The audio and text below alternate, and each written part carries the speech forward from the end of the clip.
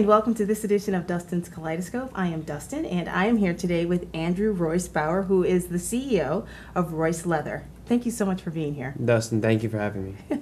I wanted you on because I saw quite a few of your products, and I was so impressed with the leather goods. And I wanted to find out more about your company. And specifically, there's the Freedom Wallet, but we can talk about that later. Maybe you can walk us through the Royce Leather and when it was founded. You know, what types of products you produce and things like that. Sounds good. Royce Leather is most importantly about the company. It's a family business. Okay. And we take a lot of pride in that, and that really exhibits itself in the passion that we put forth in our products every single day. It was originally known as Emporium Leather. In 1974, it was founded by my father, Harold Bauer, Okay. In the Flatiron District of New York City. He started out of a small warehouse and started his line from there. He went on for about 40 years under the label Emporium Leather. And in 2013, I stepped up.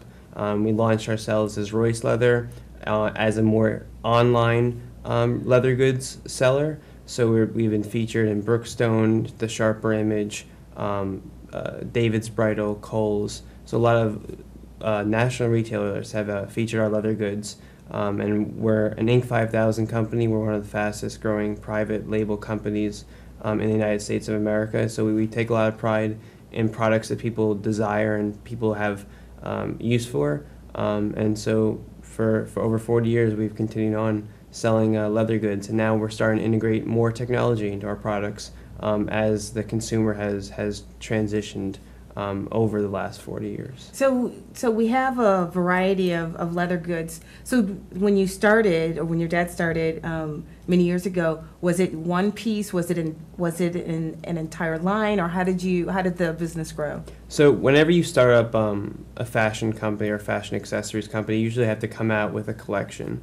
So my father, he started out with this made in America leather goods, or he would purchase leather goods, whether it be from Coach in New York City or other manufacturers locally, because we didn't have the internet in 1974. So he started out with a collection, and he was able to sell door to door as a salesperson. He would go to Chicago, he would go to LA, Dallas, walk in there and introduce himself and present his line. Thankfully, because of technology, I can now present my collections just via email or Skype.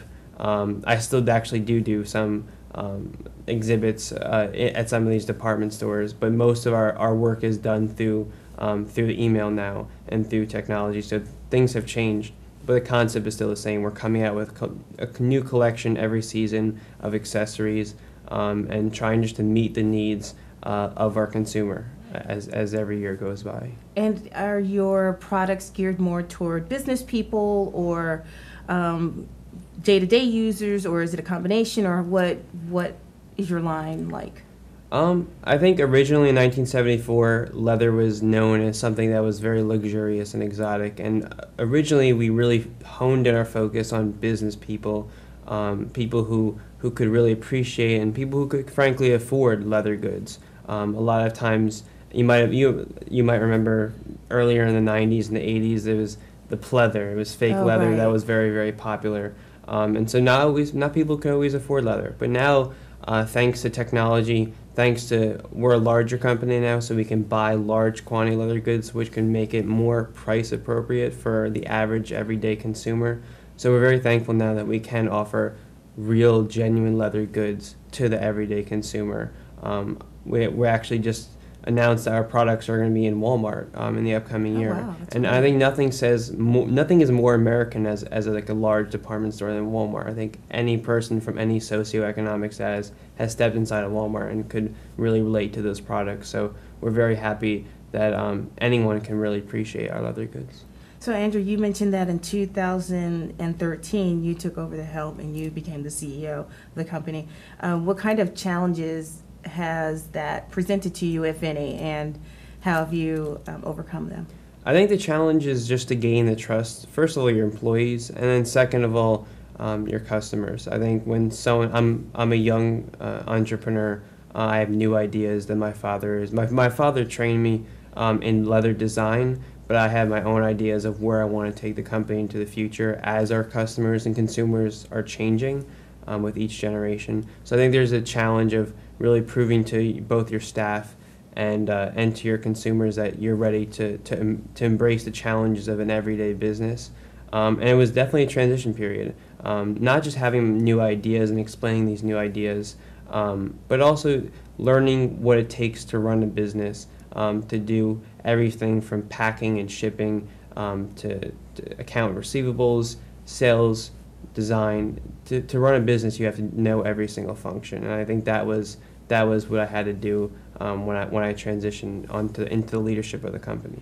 But since it's obviously a family company, did you have to know how to do all those things anyway when you were growing up in the company? Or like how closely tied to the company were you even, while you were growing up? Definitely. When I was 6 years old, I started taking computer classes, learning how to type.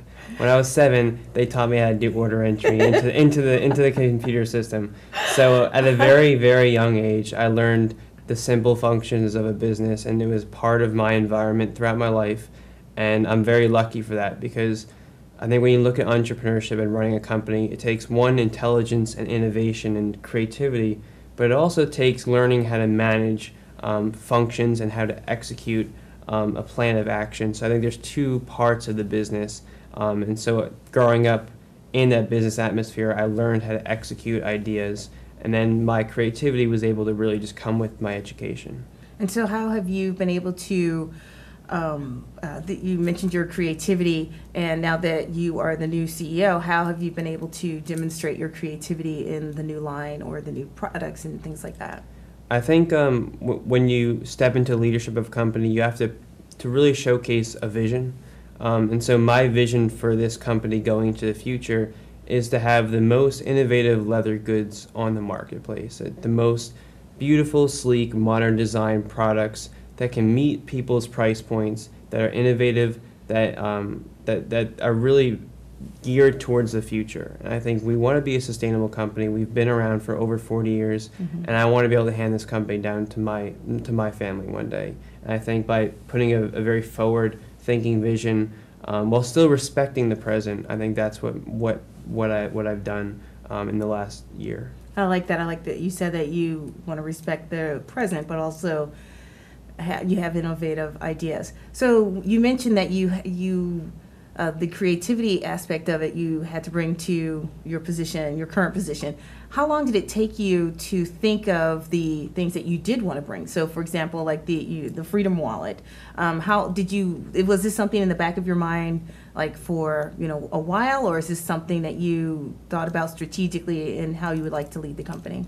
So I think growing up in my era, technology is what I know, and it's really Silicon Valley and startups and mobile applications. These are all very common terminologies for me. So when I went into the business, I think that was what I can most relate to, is technology and innovative concepts in that regard. So when I introduced with Royce Leather the Freedom Wallet, the world's first leather wallet with radio frequency identification blocking technology and GPS tracking technology, that was really my first product that I could showcase a very traditional leather good design with the most modern technology that's really out in the marketplace right now in terms of anti-theft and protecting your valuables and protecting your privacy with your wallet.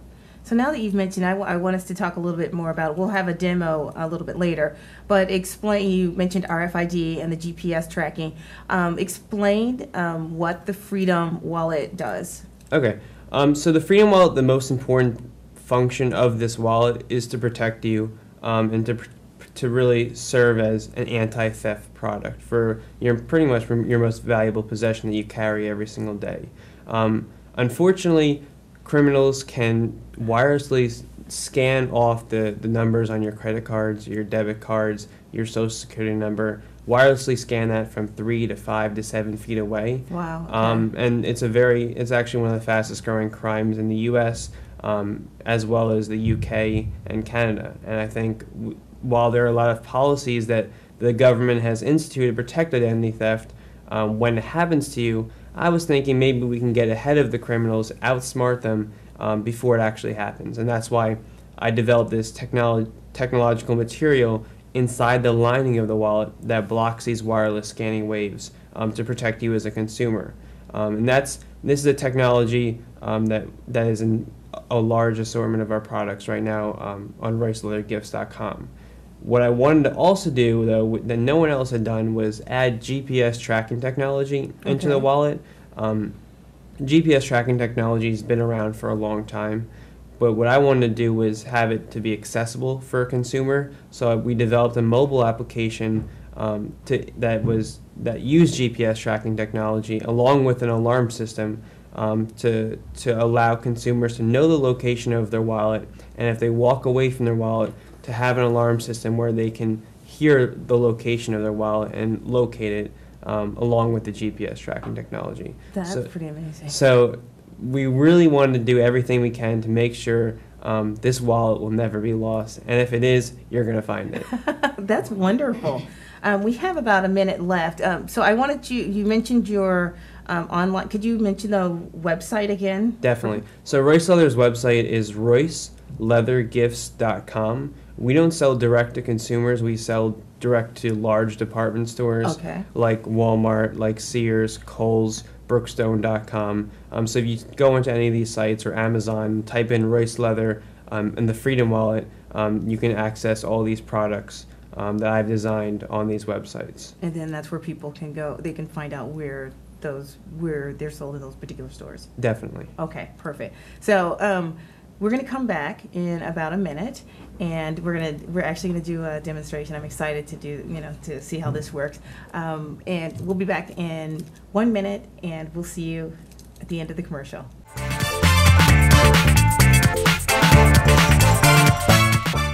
Local government, local educational institutions, and local community members all use cable access TV to communicate their message. They depend upon it as an affordable means of outreach. Public, educational, and government access television empowers local government agencies, individuals, and groups to use the media to speak directly to their constituents in a more direct and cost-effective way. Make sure everyone has a voice. Support your local PEG channels. Welcome back to Dustin's Kaleidoscope. I'm here with Andrew from Royce Leather. Now we will do a bit of a demonstration with the Freedom Wallet, and you'll show us how it works. Well, I think first of all, what's most important about it is the actual wallet. So this is the men's wallet design. We use top grain leather, which is one of the finest leather materials you'll find in the world. It's a common bifold men's wallet. The RFID blocking technology, I line it in the lining right here. So if you hear that little crinkle, that's the technological material that blocks the wireless scanning waves when someone tries to access your personal information. Okay. And then what we've become famous for, is the GPS tracker, the Royce Leather GPS tracker. It goes in the interior of a wallet, and as long as that tracker is inside the men's wallet, your wallet should not be lost. And so we developed a mobile application with this wallet. Okay, may I see the wallet? Yep. Okay. And here's the women's wallet. Oh, very nice. See that too. And it also has the RFID in here. Definitely, in the lining of the wallet. In the lining. And so it would never fall out, basically. The RFID is just inside. So it's inside the lining. Okay. And so we have our mobile application on the phone. Okay. And to locate the tracker, you just hit locate tracker on the mobile application, and the mobile application's free. And so now I'm looking here on the map, and it gives me the coordinates of the wallet. And then now if I'm in a room or a bathroom and I don't know exactly where those coordinates are going to lead me to, if the wallet is underneath a pillow, there's an alarm system, so I'm going to hit sound alarm on the wallet. Okay. And we can hear it. And that's awesome.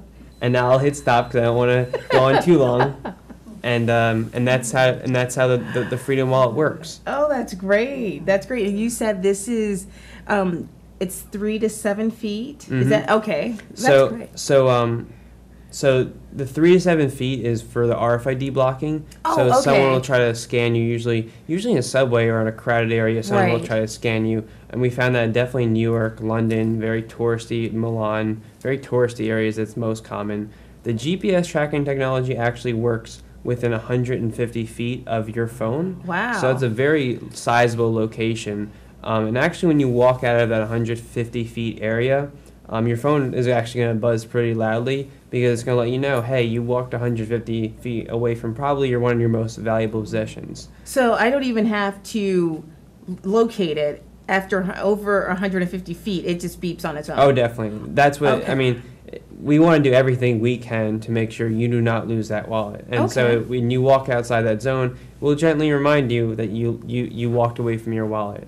And something that we've added to this mobile application very recently, because we have over tens of thousands of users of this application right now, we have what you call crowd GPS. So if you do walk outside the 150 feet area and you don't know where your wallet is, but someone else who has this Freedom Wallet and a mobile application walks into the area where your wallet is, their phone will go off and say, hey, someone else's wallet is in your area, and if it's lost, you can get your wallet back, and that could be anywhere in the world. Oh, wow. That's very cool. That is very. You are the only company that has done this. Is that correct? Definitely. We're very proud of the fact that the Freedom Wallet is the only one with the GPS tracking map and the alarm system and the RFID blocking material. When I came up with this idea, I wanted to be the first to do something, and I'm very happy to be able to reinvent the wallet for our customers. And what has been the response from your customers? We've had good and bad. I think the bad was a lot of older customers didn't really know how to use the mobile application. It's a free mobile application on the iTunes store in the Android market. So once you get the wallet, all you have to do is go on there and type in the wallet tracker and download the application. And we make that clear now in the instructions just to be as transparent as possible, as we realize that not everyone grew up with mobile applications and GPS tracking technology. But other than that, it's been a lot of really good positive response. We've had a huge volume of sales. It's our best-selling product right now, and it's been featured nationally and regionally in a lot of different places. And we've been really very gratified that people recognize that this is a good idea, and not just a good idea, but it was a usable idea for them, and it really can make a difference in their lives. And let me just show these two again. So these are the two, for the women and the men. And do they come in different colors too? Yes. So the Freedom Wallet for the men comes in black and cocoa, and for the women it comes in red and black. Okay. And it's an upcoming update, but as we go into the holiday season, we're definitely going to expand this collection. It's been available for under a year now. We've had such a great success with these two products that we're going to integrate this technology into a wider assortment of our wallets so we can meet everyone's personal taste of what type of wallet they want to carry around. Oh, I was thinking this is going to help a lot of people like myself, for example, because if you lose your wallet in your house, for example, you don't even have to lose it outside of your house, but inside, it's great to have the GPS in order to, locate it so you're not running late or anything, So that's such a wonderful idea. So coming up, you said you will incorporate it into some of the other wallets that Definitely.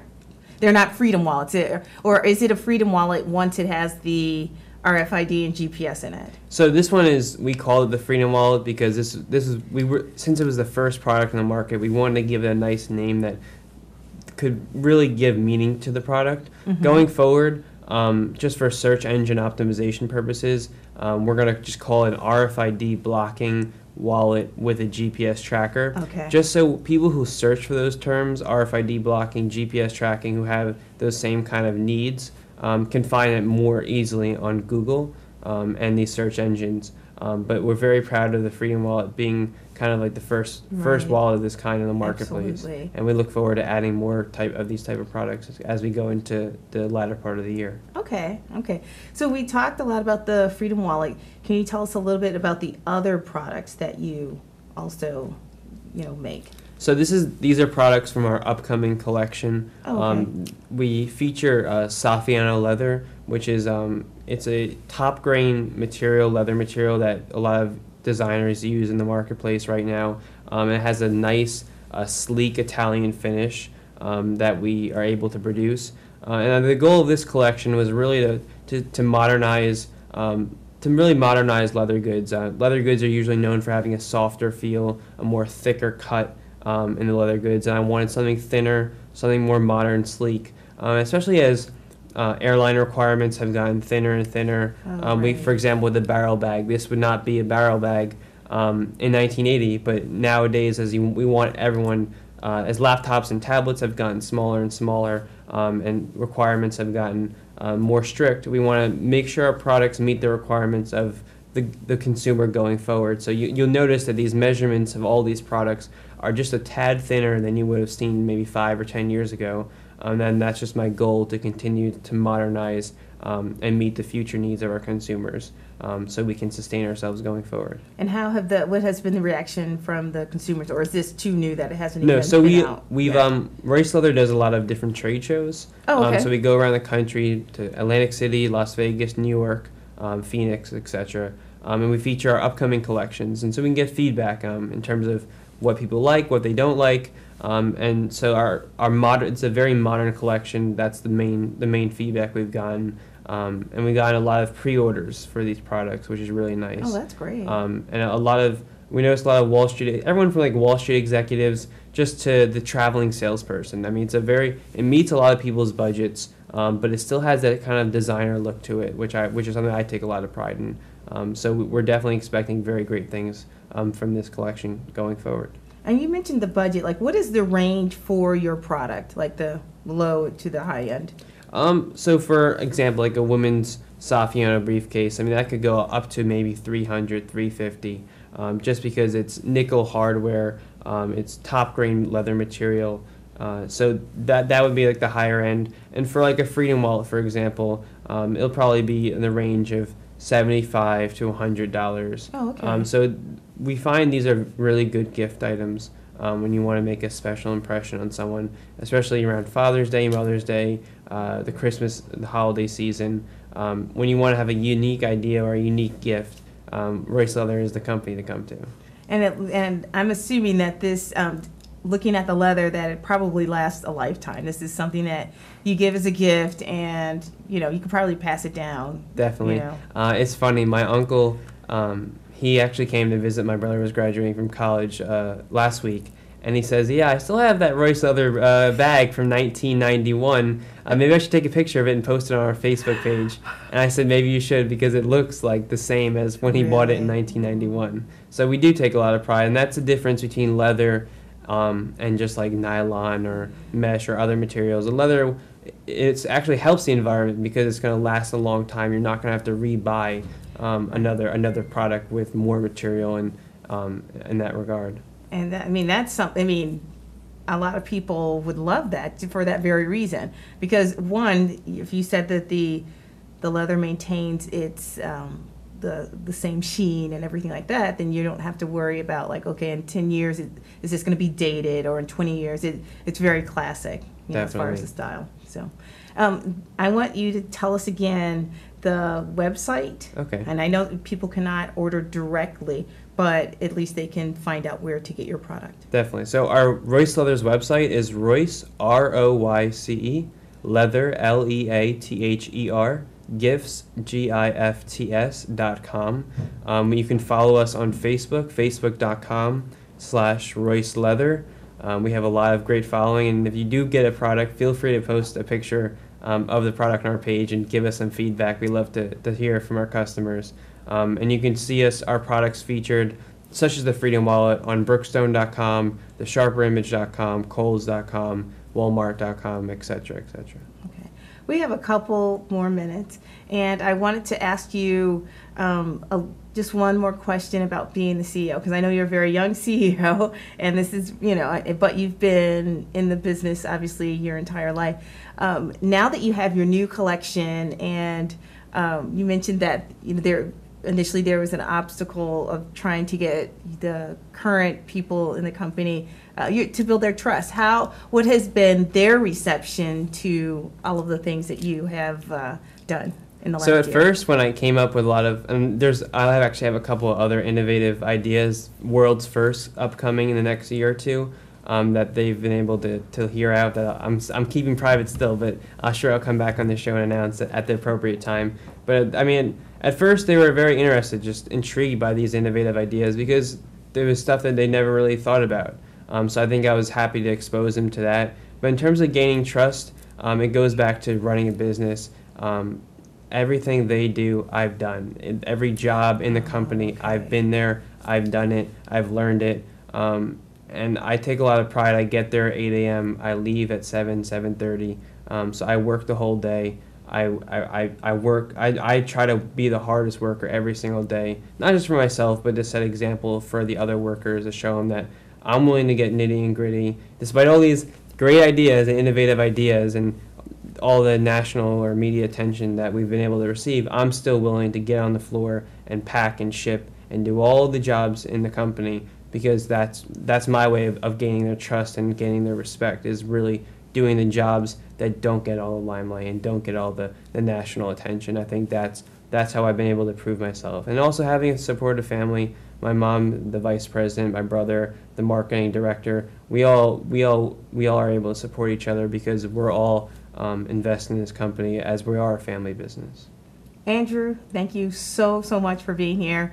I do want you to come back again because I want to see what happens with your new collection, and I know you'll probably have more innovative things. Thank you so much, and this is Dustin's Kaleidoscope, and we will see you next time.